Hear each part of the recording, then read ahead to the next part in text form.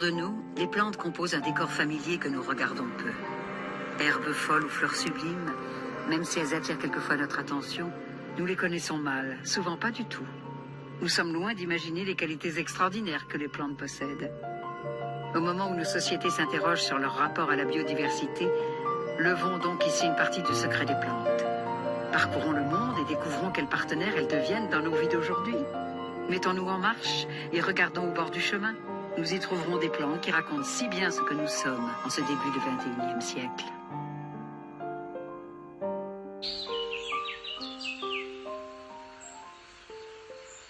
Alors l'ortie, moi j'ai toujours dit, s'il fallait laisser une seule plante sur Terre, pour moi ce serait l'ortie. L'ortie est certainement une plante importante dans notre civilisation. C'est une plante qui suit l'homme. C'est une plante qui nous est très proche. Les autorisations de mise sur le marché ont été interdites une première fois en 2002, puis en 2006, avec effectivement une pression des pouvoirs publics assez forte, qui allait même jusqu'à interdire la transmission des savoirs liés à cette plante et à d'autres plantes sauvages. Donc c'est vrai qu'elle est devenue l'emblème, le porte-drapeau, le porte-parole effectivement de ces combats pour la conservation de la mémoire agricole, de tout ce patrimoine commun qu'on a reçu de nos anciens et qu'on essaie nous d'améliorer pour pouvoir travailler d'une manière qui nous convient et qui soit une véritable agriculture durable. L'étincelle qui embrase les jardins, c'est une loi de 2006, dite d'orientation agricole, et qui a pour objectif d'interdire la promotion et la vente de produits phytopharmaceutiques qui ne bénéficient pas d'autorisation de mise sur le marché. C'est du purin d'ortie qui varie en fonction de la saison, de la température extérieure. À 20 degrés, patientez en moyenne une dizaine de jours. Vous remuez tous les 2 jours. C'est du bootleg que vous nous faites. Sous la prohibition, le bootleg, le whisky se faisait à la maison dans l'Oklahoma. Oui. Mais ne plaisantez pas, je pense que bientôt on va devoir faire ça dans les mêmes conditions, se cacher pour faire son purin d'ortie. Vous filtrez et vous versez dans un arrosoir et vous arrosez vos plantes avec. Votre produit est prêt à l'emploi. Alors comme il l'a été dit sur cette antenne, il me sera donc interdit le 1er juillet de vanter les qualités d'un produit, je cite, qui n'a pas fait l'objet d'une autorisation de mise sur le marché. Mais rassurez-vous. On frôle la correctionnelle? Non, pratiquement. 75 000 € d'amende, 2 ans d'emprisonnement. Ça ne plaisante pas. Aujourd'hui, j'ai parfaitement le droit, sur les antennes de France Inter, de vanter les produits chimiques. Je peux vous parler de tous ces désherbants totaux qui polluent la nappe phréatique. J'ai le droit de vous parler de ces insecticides extrêmement toxiques à l'emploi.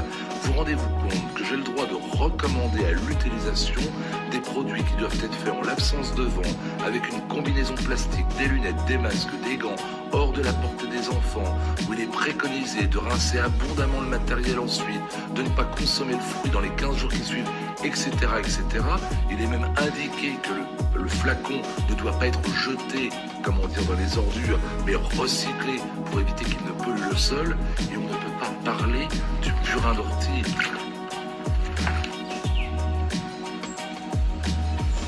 Alors l'ortie, moi j'ai toujours dit, s'il fallait laisser une seule plante sur Terre, pour moi ce serait l'ortie. À Londres, au prestigieux jardin royaux de Kew Garden, que le professeur Monique Simons trouve le sujet suffisamment sérieux pour nous ouvrir les portes de son laboratoire.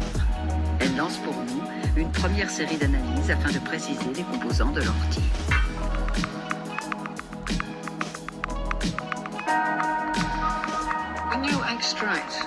Quand vous analysez les composants d'une plante comme ceux de l'ortie, vous distinguez facilement la chlorophylle du fait de sa coloration. Mais il y a quantité d'autres substances qui sont aussi extraites et qui constituent toute sa valeur nutritive pour le sol. C'est pourquoi elle est parfois incorporée au niveau du sol comme fertilisant. On voit aussi qu'elle contient du fer et d'autres minéraux. Par le passé, elle était utilisée comme aliment du fait de sa richesse en protéines. C'était la source en protéines dans certains régimes alimentaires.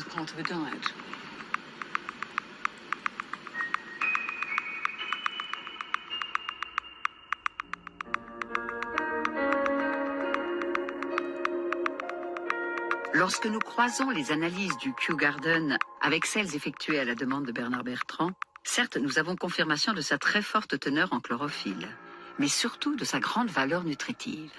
L'ortie est un apport considérable en vitamine C, en calcium, en phosphore, en magnésium. Bref, l'ortie est un aliment complet très énergétique. Aucune trace de quelque substance dangereuse que ce soit. Son fameux cocktail urticant, au demeurant non toxique, s'inactive au broyage et à la dilution. Enfin, on veut bien reconnaître que l'ortie et son purin sont peu préoccupants pour notre sécurité. Mais on se cache derrière les mots. Le purin d'ortie, peu préoccupant? Et les pesticides classiques, préoccupants comment? Très préoccupants? Moyennement préoccupants? Au beau milieu d'un champ, lorsqu'on se penche avec des yeux d'expert, les périphrases de la loi paraissent violemment décalées par rapport à la gravité de la situation. Claude et Lydia Bourguignon sont tous deux biologistes des sols. Fameux et redoutés pour leur prise de position peu orthodoxe, ils ont préféré quitter l'INRA, l'Institut national de recherche agronomique, tant ils trouvaient insupportable ce qui était prôné pour le traitement chimique des sols. C'est beau, hein? Aujourd'hui, experts indépendants, ils aident partout en Europe les agriculteurs à sauver leurs sols, quand c'est encore possible.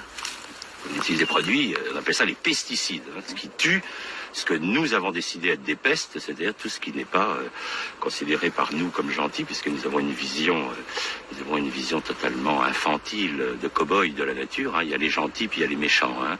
Bon, le gros étant des méchants quand même. Il y a quelques gentils comme la coccinelle qui ont le droit d'être mis dans les gentils, mais surtout nous voyons la nature comme un monde absolument terrifiant. Hein. Donc il faut tuer tous les méchants. Donc on a un terme qui s'appelle les pesticides, donc qui permettent de tuer les insectes, de tuer les champignons. Là on ne distingue pas ce qu'on tue, on tue tout. Hein. Et ça, on ne pose pas de questions là-dessus. Ça, on a le droit d'épandre. Par contre, vous osez mettre du purin d'ortie et c'est tout un drame qui s'installe. C'est du n'importe quoi, ça. Dans un sol compacté comme ça, en fait, il y a une très forte densité. C'est très compact. Vous n'avez quasiment pas d'oxygène, puisque c'est comme de la pierre. Donc, les racines et la faune, n'ayant pas d'oxygène, vont mourir. Un sol comme ça, c'est le cercle vicieux pour l'agriculteur. Il rentre dans une spirale infernale, c'est qu'il va être obligé de fertiliser. La fertilisation va affaiblir et provoquera plus de maladies. Ces plus de maladies, vous allez remettre des pesticides. Ces pesticides vont encore plus tuer cette faune, vont encore plus compacter. Et voilà. Et pour arriver, dans certains cas, les gens qui ont beaucoup utilisé ces produits, des sols qui sont morts. C'est-à-dire on ne peut plus rien faire dessus. Il faut d'abord remettre de la vie dans nos sols. Et ça ne va pas se faire en claquant des doigts. Hein. On a ruiné nos sols, on a décapitalisé depuis 50 ans. On va remettre 50 ans pour capitaliser. Il faut que les choses évoluent. On avait besoin, je crois, de passer... Enfin, l'humanité a besoin de détruire cette planète pour ensuite la respecter. Ça va être lent, hein, mais c'est ça la situation de demain, ce sera le respect de cette planète. Mais c'est pas... On estime qu'il y a 2% des gens qui ont pris conscience qu'il faut respecter la planète. C'est encore 98% qui s'en fichent complètement. Oui, mais c'est ces 2% qui peuvent faire basculer la civilisation. Certains déjà mettent en œuvre ce basculement. Malgré les réticences ou même les freins des pouvoirs publics, ils ont choisi de cultiver autrement. C'est le cas de François de Conti, viticulteur à Ténac. Alors, en lutte traditionnelle sur la vigne, en gros, chaque viticulteur met 14 traitements chimiques. Bon, eh bien, nous, on n'en met aucun. On ne fait que des traitements à partir de produits naturels. Ce qu'on veut démontrer, c'est qu'il n'est pas nécessaire d'utiliser les produits chimiques à outrance. On peut s'en passer. Ça marche, ça fonctionne. La preuve, elle est là. Il suffit de venir voir. Alors, bien évidemment, c'est un peu comme l'être humain. Si jamais il y avait vraiment une grosse attaque de maladie, si jamais vraiment on avait une déficience chronique qui s'installait, bien évidemment qu'on ferait appel à l'allopathie, bien évidemment qu'on utiliserait un produit phytosanitaire normal. Mais comme la vigne n'est pas habituée à ce produit phytosanitaire, on pourrait l'utiliser quasiment à demi-dose et on aurait une efficacité tout aussi visible que les gens qui travaillent à haute dose. Voilà, regardez, une feuille qui a 0 défaut. Regardez cette feuille, elle est magnifique, elle est splendide. C'est une jeune feuille, il n'y a aucune maladie apparente, ni devant, ni derrière. Uniquement des macérations de plantes, uniquement des produits naturels, aucun traitement chimique. Moi, je considère que je suis normal. C'est ceux qui utilisent des produits chimiques qui ne sont pas normaux, là, pour le coup.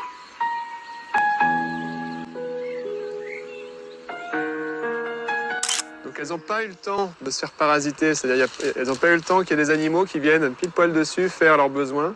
Elles viennent de sortir. Puis c'est les têtes, là c'est en hauteur. Vous voyez ? Là je connais pas un seul chien qui est capable d'aller mettre ses fesses pour faire ses selles dessus. Donc j'ai aucun problème à cueillir les têtes de nature comme ça. Il faut savoir que l'ortie, quand on la caresse comme ça, elle pique pas. Ensuite, dans la nature, on peut faire la petite boulette. On casse tous les poils, tac, tac, tac, tac. Et vu que c'était en hauteur, bah, on met dans la bouche et là, ça pique plus. Et on se régale. C'est très, très, très agréable. Vraiment, le goût est très, très bon. Et c'est aussi la bonne saison pour faire des remèdes avec l'ortie. On prend les têtes, vous pouvez les faire soit macérer dans l'alcool, comme on va faire tout à l'heure, soit les faire sécher et faire des tisanes, des infusions.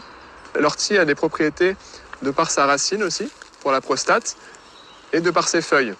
Les propriétés des feuilles sont très nombreuses, hein, mais pour en citer quelques-unes, elles vont être anti-allergiques, elles vont être anti-inflammatoires, elles vont être intéressantes comme reminéralisantes, elles contiennent quasiment tous les minéraux, elles contiennent beaucoup de silice notamment, beaucoup de fer, donc on la conseille aussi pour les problèmes d'anémie, parce qu'elle contient à la fois beaucoup de fer et de la vitamine C. Et la vitamine C va aider à l'assimilation du fer, donc c'est top. Et beaucoup de chlorophylle, qui aide aussi dans les problèmes d'anémie. Donc la chlorophylle va aider au transport de l'oxygène dans les hémoglobines, grâce aux hémoglobines, et va aussi aider le corps à se détoxifier. Elle est très nutritive aussi. Elle contient beaucoup de protéines. C'est connu l'ortie pour ses protéines. Elle contient 40% de protéines de son poids sec. C'est-à-dire vous faites sécher de l'ortie, vous avez 100 grammes d'ortie séchée, et bien 40 grammes de ces 100 grammes, ça va être de la protéine équilibrée. Et les protéines, c'est des acides aminés, hein, c'est des chaînes d'acides aminés. Et dans l'ortie, on a les 8 acides aminés essentiels. Et puis c'est aussi une plante qu'on utilise pour drainer les reins, pour éliminer par les reins. Donc là, encore une fois, c'est une bonne plante pour les changements de saison. Elle est là quand il faut, un changement de saison. On termine l'hiver, on arrive au printemps, c'est le moment de faire une petite cure d'ortie qui va nous aider à éliminer un petit peu les accumulations de l'hiver.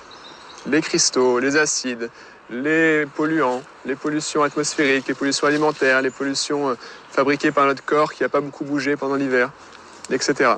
Et c'est une plante qui va être tonique générale aussi, un peu comme j'ai parlé pour le chêne. Ça fait partie des plantes aussi qui travaillent un peu sur la globalité de notre organisme, qu'on pourrait appeler des adaptogènes, c'est-à-dire qui vont nous aider à nous adapter un petit peu au stress de la vie, au manque de sommeil, aux agressions, aux pollutions. C'est une plante qui équilibre, quoi. Qui équilibre et qui donne de l'énergie.